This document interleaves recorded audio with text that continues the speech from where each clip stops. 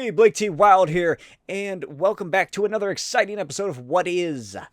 My viewers, you love the Ultimate Marvel Universe, so I'll appease you, and I'll give you the Ultimate Marvel Universe. That's right, I am going full hog on this dead dystopia of edge and redesigns, and I'll still be covering Squadron Supreme monthly, so don't worry about that. And I'll be doing other books here and there. Since there's a brand new Ultimate Universe releasing right now as I speak, literally right now, I can see the printing press from my office window.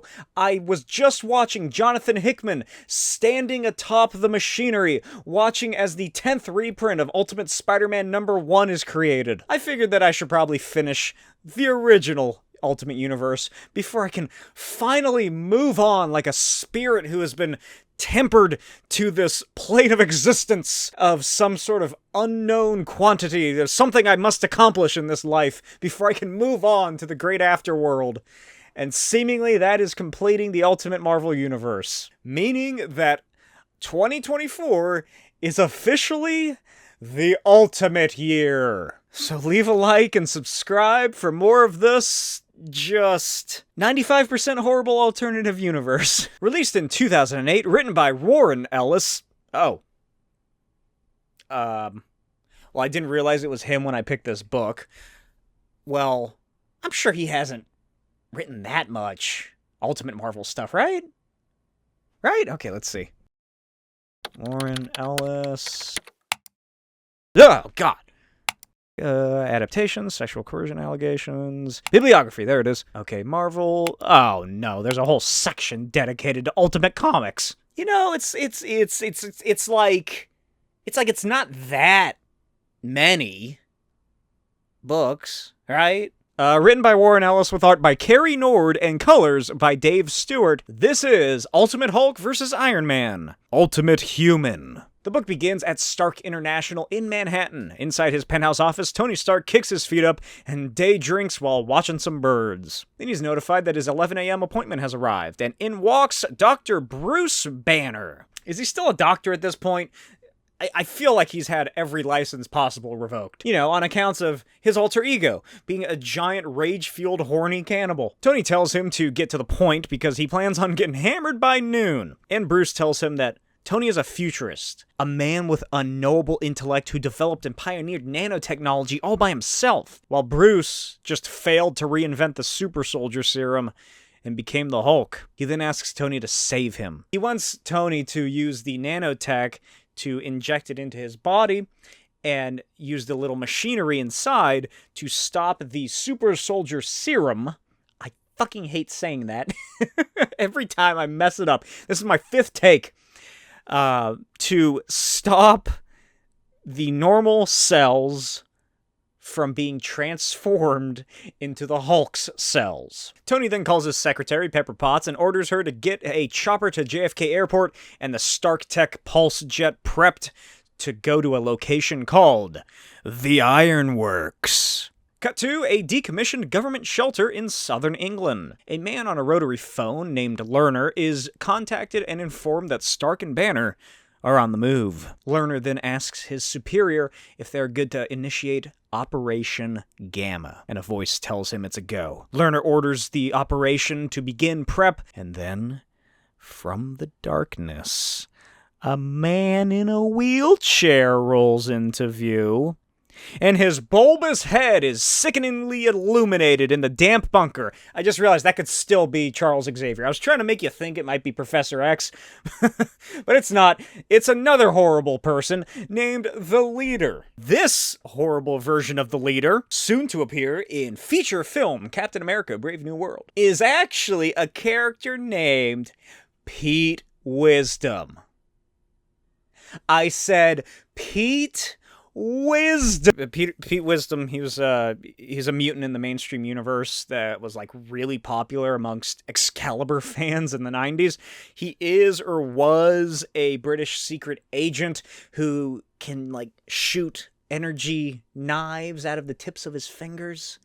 He was also created by Warren Ellis. But in this universe, he's a horrible monster man named the Leader. The leader tells his subordinate that he feels vindicated, that his theory that Banner would eventually seek out Stark to cure him, then Stark would take him to the remote Ironworks facility to conduct tests, has finally come to fruition. And then he says that all he needs is their blood.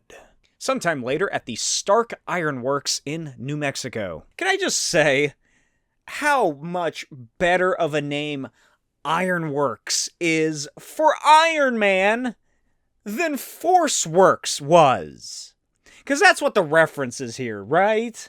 It's a Forceworks thing. Oh, this is the Forceworks of the Ultimate Universe, but it's called Ironworks. What the hell does Forceworks even mean?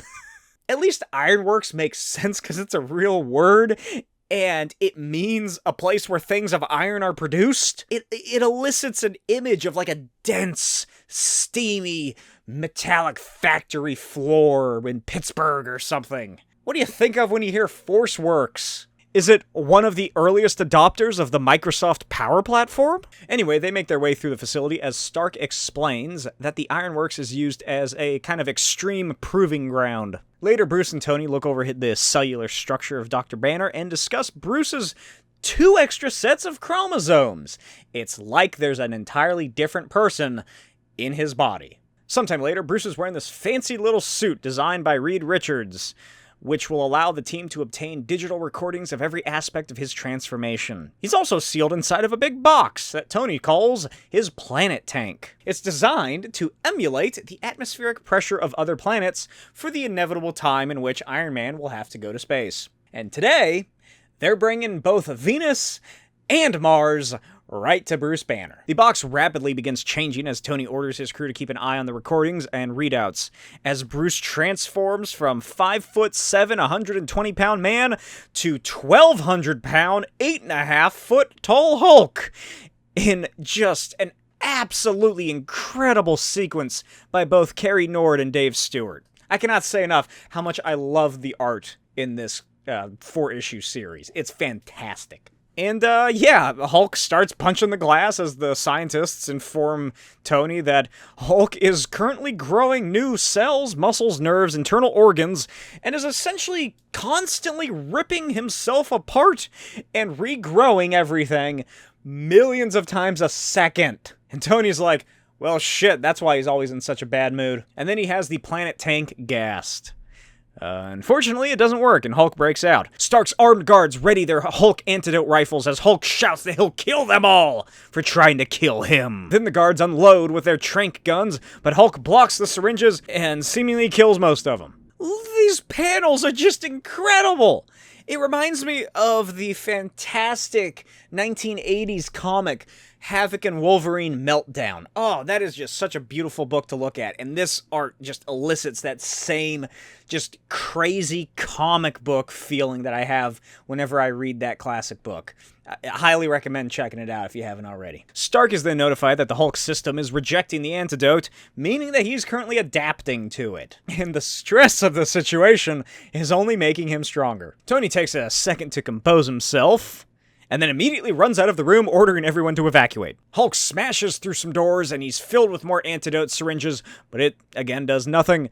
Although it does distract him, allowing Tony to call Happy Hogan over at the Iron Man armor control room. Happy reminds Tony that he's never actually beaten Hulk in single combat, and Tony heads into the lab and enters his armor as Hulk smashes his way through the Ironworks. Hulk finally breaks out of the facility as Iron Man's armor powers on, which is also when Tony learns that this unit is currently in beta testing, meaning it has no armaments on it. Iron Man blasts out and designates 150% power to his force field generators as Hulk smashes him into the ground. Tony somehow manages to escape his grasp, and Happy informs him that, hey, this suit has lasted a lot longer than the other ones because he got hit twice and it's still operational.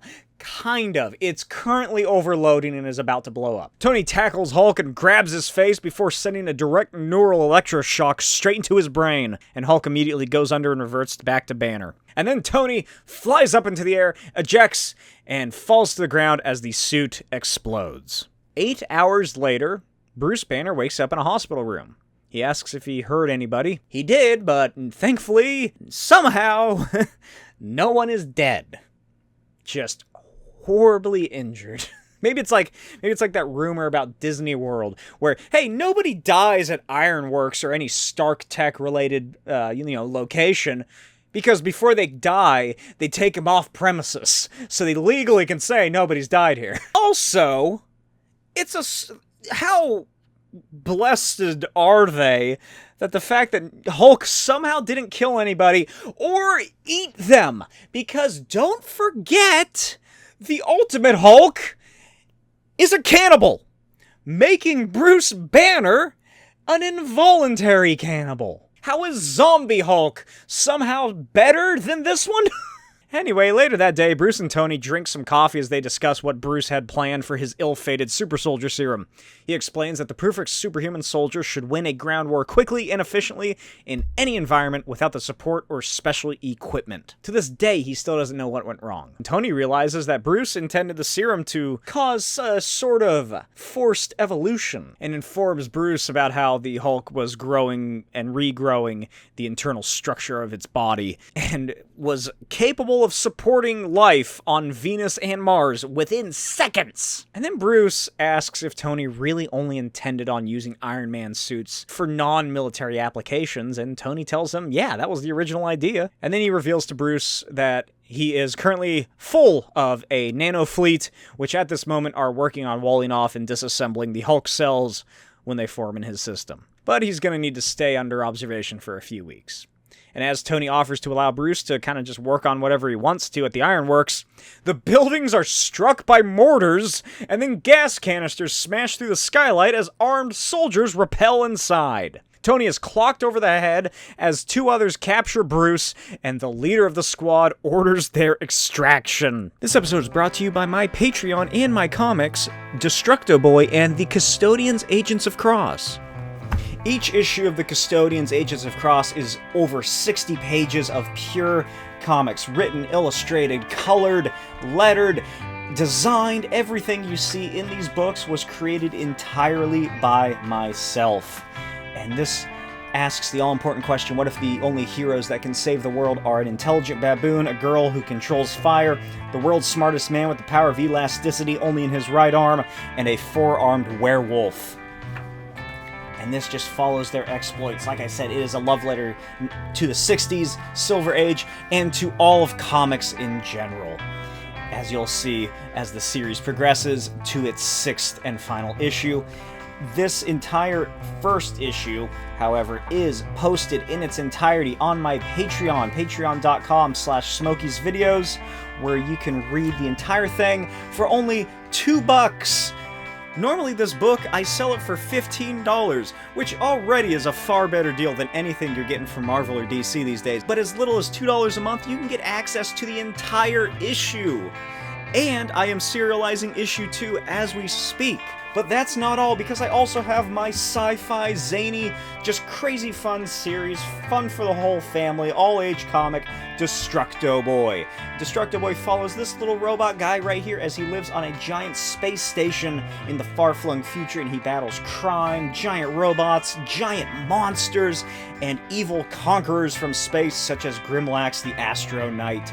Each of these issues just introduces as much zany sci-fi craziness as I could fit into these books. They're being serialized on my Patreon as I speak as well, and you can pick up all 5 issues on my Etsy shop, blaketwild.etsy.com. Then we get a quick flashback of how Pete Wisdom became the leader. He did it to himself after he thought the idea of the Ultimates and its European sister organization, the European Defense Initiative, were ridiculous and doomed to fail. Instead, he started working to develop the British Enhancile program, and injected the concoction directly into himself as the first test subject, which did increase the size of his cranium and brain, granting him telepathy, some kind of telekinesis perhaps, and whatever other mental abilities. Unfortunately, paralyzed him. In the present, the leader meets Tony and Bruce, who have been sedated and strapped to chairs inside of a tent. He informs them that he plans on retrieving the nanites inside of Tony Stark's blood, along with more DNA samples, and the super soldier stack located within Banner's blood. And just the raw and large quantity of Bruce Banner's DNA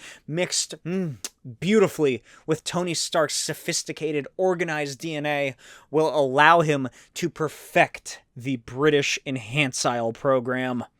ensuring the safety of his country, while also becoming the ultimate human himself. Leader and his cronies leave, and Tony says that he'd kill for a drink right now. Tony tells Bruce that with the nano fleet in his own body, he can control the fleet that's in Bruce's, sending a command to shut it down, which means that Bruce can change into the Hulk and, they can escape. It also means that the Hulk cells will be able to destroy the nanites and adapt to them, rendering the nanites useless in any future endeavors to curing the Hulk. And then Bruce starts pondering some other options they could take to get out of here with their lives, when Tony genuinely apologizes to him, and Ozymandias reveals that he has already sent the command to Bruce's nanites. And then he headbutts Bruce and he hulks out. Tony pleads with the Hulk to remember what happened to him. Stark is Hulk's friend after all, and he wanted to save the Hulk from the evil guy with the big head outside. Hulk says that while he doesn't remember the big-headed guy, he'll go check. And if there isn't a man with a strangely large head, he'll come back and eat Tony. Then Hulk emerges from the tent as the leader's soldiers begin unloading on him. He spots the big-headed guy that Tony spoke about as Tony lies in the dirt and fiddles with a radio that he stole off of a soldier's corpse. Hulk rampages through the soldiers as Tony injects a needle into his arm that's hooked to the radio, allowing him to have greater range for his nanobots, which means that he can reach Stark Ironworks only a mere 30 miles south and call an Iron Man armor directly to his location. Hulk continues destroying lives, and the leader's second-in-command frantically wheels him away as he calls for the plane to land and secure the leader for an evac. Leader tells Lerner that he can handle the monster himself and declares that he is not leaving without their blood. And then the Hulk appears before them. Lerner aims his gun right at the Hulk's eye and orders that the monster stand back, and the Hulk tossed him into the sky. Then Leader's eyes glow green, and Hulk's face begins twitching, contorting. Then his entire body spasms as the Leader mentally enters the Hulk's nervous system, compressing the Hulk's very muscles and body. Leader says that he is the only true superhuman, and that the Hulk is nothing more than an accident. But then the Hulk stands back up, his body evolving by the millisecond to counteract the Leader's mental abilities. And then Tony shows up and says that the Leader might have been able to have an effect on the Hulk after maybe an hour, but he doesn't have that long. And then an Iron Man's suit crashes directly into the Leader. Hulk and Tony then look down at the smoldering armor that has crushed the Leader when they hear the recognizable sound of a military jet in the air, as the Leader mentally reaches out and controls the pilot to zero in on his location and crash the fucking plane. Tony books it for the nearest solid thing to hide behind as Hulk realizes that the Leader has caused the plane to crash and just starts wailing on him, and then the plane crashes directly onto the Hulk and Peter Wisdom, the Leader. After the smoke has cleared, Tony emerges from his hidey hole and calls out to Bruce. And just as he rationalizes that Hulk and Bruce must truly be gone, he sees the Hulk's silhouette leaping through the air, heading deeper into the desert. The end. I hope you enjoyed this episode. Let me know what you thought of it in the comments below. Give me recommendations on what Ultimate books I should be covering soon, I guess. I'm just going down a big list at random, pretty much. I'll still be covering Ultimate Spider-Man, probably Ultimate Fantastic Four, since those are really the complete Ultimate series. Only those two are the complete ones that I've read. I guess I've done Ultimates. I've read those as well. But the Fantastic Four and Ultimate Spider-Man, I have all the collections of those already at hand. But yeah, let me know what you thought. Again, let me know of some good stories that I should be covering, some good storylines in the larger Ultimate series of whatever there are. There's Ultimate Avengers, there's etc. Fun story. I don't know where the fuck it takes place at in the Ultimate Universe. I think because I kept looking over and over on the Marvel fan wiki. Seemingly, it doesn't say. It doesn't say, that's what I should say first of all, is that it doesn't say anywhere on either of these characters, wiki pages, anything about this, of when it happens in their lives. But I think it's gotta be, it's either between Ultimates 2, where they try to kill the Hulk but fail, and Ultimate Wolverine versus Hulk, or what I think is a better idea, because Ultimate Wolverine versus the Hulk was delayed 4 years. Not, it was delayed 4 years. It was delayed 4 years. Started in 2005, finished in 2009. And this came out in 2008. I think you could just say Hulk escaped after they thought they killed him, that S.H.I.E.L.D. killed him in Ultimates 2, which I'll be getting to next week. And then he, went on the down low. They didn't have any issues with him. He snuck to, speak to Tony in this. It doesn't work, obviously, and then when Hulk is escaping, that's when he ends up in whatever happens in the Ultimate Wolverine book, where he's like, is he in Paris or in Europe somewhere, and works his way to Tibet, I think, is where he ends up at with his harem of women. I think that makes the most sense, is that it goes Ultimates 2, this, then Wolverine versus Hulk. I have a whole playlist on my YouTube channel. I have the regular Ultimate Universe playlist, and I also have the Ultimate playlist where I'm trying to put them in a cohesive chronological order, which obviously isn't going to work entirely based on just the lack of care. But it makes sense from what I'm doing with it. It's a fun story. I enjoyed it. I loved the art. It's great art. That's an upside. Downside, it's Warren Ellis, and we all know about Warren Ellis now. If you can forget that it is Warren Ellis, I'd highly suggest you just buy this book secondhand to ensure that he doesn't get any royalties. The story isn't bad either. It's a neat little, compact, quick story that adds... I like this version of the leader. It's an interesting idea. And I did like the story. It's not as crazy as I think it could have been for an Ultimate story. And it's annoying because Warren Ellis really got how to bring unique and just far out ideas into his comics. So you really gotta separate the art from the artist. But hey, if I can buy all 30-something issues of Green Lantern Mosaic, then I guess I could do that for this.